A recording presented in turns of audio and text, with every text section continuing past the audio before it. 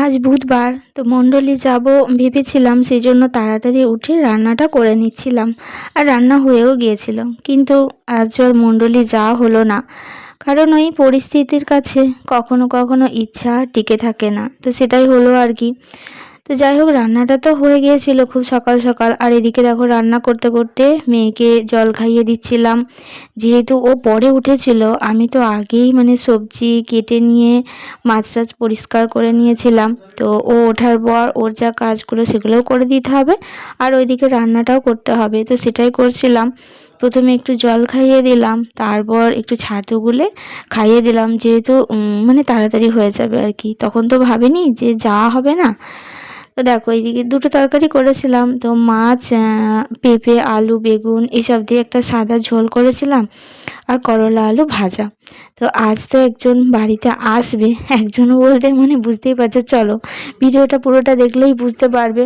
আর বলেছিলাম না যে কুহুসোনা কার জন্য অপেক্ষা করছে, আর কুহুসোনা কাকে বেশি মিস করে। আর ও অনেক দিন পর যখন দেখে, তো কিভাবে রিয়াক্ট করে, ওর মুখ মানে ওর মন আর হাত পা মানে কিভাবে যে উৎসাহ প্রকাশ করে, তো তোমরা দেখলে বুঝতে পারবে পুরোটা। সত্যি আমাদের সংসার অগোছালো, কিন্তু ভালোবাসা কতটা এখনো মজবুত হয়ে আছে, তো চলো তোমাদের সাথে শেয়ার করি। ওই দেখো, কৌশনার উৎসাহ দেখেছো? একদম আনন্দে মানে চোখ মুখের ভাষা অন্যরকম হয়ে গেছে। তো কেন হয়েছে, আসলে ওর বাবা এসেছে। হঠাৎ করে ওর বাবা যখন বাইরে থেকে মানে এসে দরজার বাইরে থেকে ওকে ডাকে, ও কীরকম একটা অবাক হয়ে যায়, আর এত আনন্দ হয় ওর। হ্যাঁ, এবারে ওর বাবা অনেক দিন পর আসছে, মানে বাইরে তো কাজের সূত্রে বাইরে থাকতে হয়, তো 1 মাসের বেশি হয়ে গেছে। আর বাবাকে তো ভিডিও কল কিংবা ফোনে মানে কি কথা বলতো, যেটুকু বলতো আর কি, পাতে পাতে এরকম, আর ভিডিও কলে দেখতো। দেখো, আমাকে আবার বলতে আসছে, এটাও কিন্তু ও করে যে মা দেখো কে এসেছে, এইভাবে মানে এরকম একটা বোঝাতে চায় আর কি, বলতে তো পারে না। আর দেখো, আমি ডাকছি মানে ওর বাবা আবার ড্রেস চেঞ্জ করবে, তো হাত পা ধুতে হবে, তো ও যেখানে যাবে ওর পেছন পেছন সেখানে ঘুরবে। ওই দেখো, সে টয়লেটে গেছে, ও পেছন পেছন চলে গেল, আর টয়লেটের দরজায় ধাক্কা মারবে, যতক্ষণ না বের হয় ততক্ষণ ও দরজায় ধাক্কা মেরেই যাবে। আর বাবা এসেছে মানে একদম অল টাইম বাবার সাথেই থাকবে।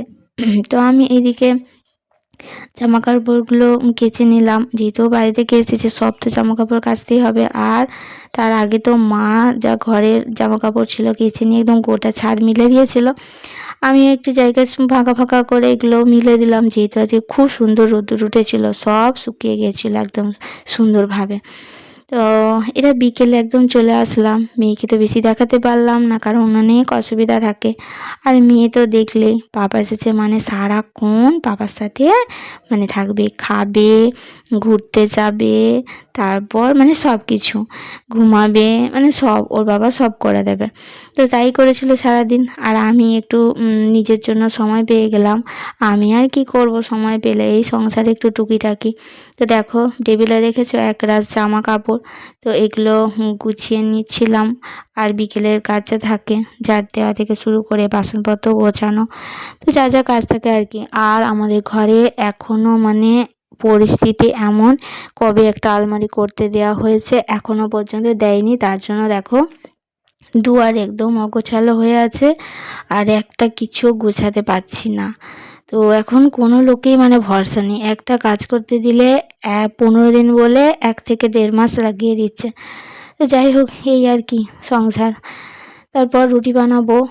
আমি একটু খুব সকাল সকাল রুটিটা বানিয়ে নিই, কারণ সন্ধ্যাবেলা মেয়ে খেতে চায়, আর ও তাড়াতাড়ি একটু ঘুমিয়ে পড়ে। তারপর আমারও একটু সন্ধ্যাবেলা কাজ থাকে, তো আমি যখন সময় পাই তখনই আমার কাজগুলো আমি গুছিয়ে নিই, জানি আমাকে করতে হবে, তো আমি করে নিই। তো আটাটা মাখিয়ে নিলাম। তো চলো, ঈশ্বরের আশীর্বাদে আমরা অনেক ভালো আছি, অনেক সুস্থ আছি। তো পরমেশ্বর পিতাকে করবো অসংখ্য অসংখ্য ধন্যবাদ, গুরু যিশুকেও করবো অসংখ্য অসংখ্য ধন্যবাদ। তো ভালো লাগলে পাশে থেকো, চ্যানেলটা সাবস্ক্রাইব করো।